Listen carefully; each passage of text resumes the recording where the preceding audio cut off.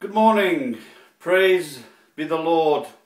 Yes, the bishop and the neggy machine. Now, when I was working in London, I worked in a bento factory for a short while, and somehow I do think that people's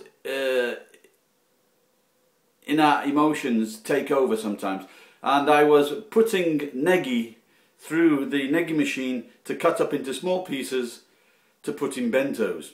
Yes. And I shoved in like an idiot. Of course, archbishops are idiots too. And I shoved my finger too far in and I sliced off the top of my finger. And I can tell you, don't do it. It's very painful. But at the company there were some very switched on Indonesian boys. About early 20s, something like that.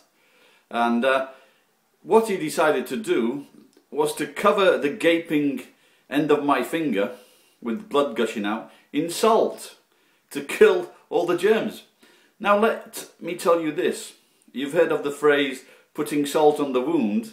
Well, exactly. It's very fucking painful. Anyway, so I went to the hospital and they sorted out my finger. About 2 or 3 millimeters was sliced off the top.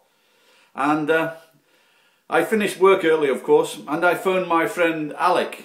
And I said, let's meet at the pub next to the hospital. And the name of the pub was called the Bishop's Finger. Now, some of you in London might know this pub and can verify it.